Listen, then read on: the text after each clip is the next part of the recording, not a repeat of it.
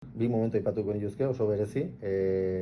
Apuntatu ginen urtean, taldea osatu genuen, gehiegi ginen, baten bat zeditu ajuntzen, beste talde batean, Intxaurrondoko egin atea zen baten bat. Eta, bueno, osatu genuen taldeak, finalea pasatzea lortu zuen eta txapelata genuen. Bertxotan apuntatu eta 6 hilabetean. Eta jende gerora, ibili bidetsua egin duen jendian kontra, ez? Abestu genuen, malen soin izan zen finala.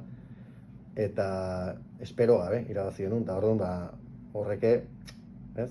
Hasi eta goiko goiti bere genuen, baina hasi goitik ginen, eta behintzat, hoi esango nuke, aipatu gabe ez dutela pasa, eta gero ere esango nuke, urtero, itxentzela garai hartan ikastolan Leixoti jaialdia, baina ez da egiten, baina garai hartan bentsa itxentzen.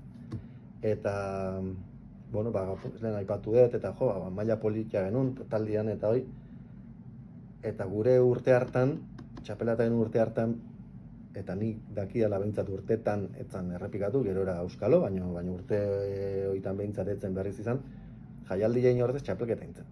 Gu bertxetetan apuntatu, gu usatetenean Jon eta Bilok, ze salata kaska urte bete lehen esan etortillana, ez, haika apuntatuta zuden, bazan jende gehiago, Zuaitz Bizarralde, Igor Lague, eta Igor orduak uste jatzeola, ikastolan, hau behintzat bu pentsala ustez, baina bazan jende gehiago, eta ingenun Leixoti txapelketa, orduan bai izan zela momentu oso polita, urte oso polita, sumatzia ez bertso eskola jute ginela eta ongi pasatzea eta ikastea bakarrik, gero ere saioa genitula, txapelketetan edo txapelketak antolatzeko ainako maila ere lortu genula, ez, urte egiten, Karro Seizpuruakin gaitu ginen, eta Karro Seizpuruak zuek behakin, ez zute?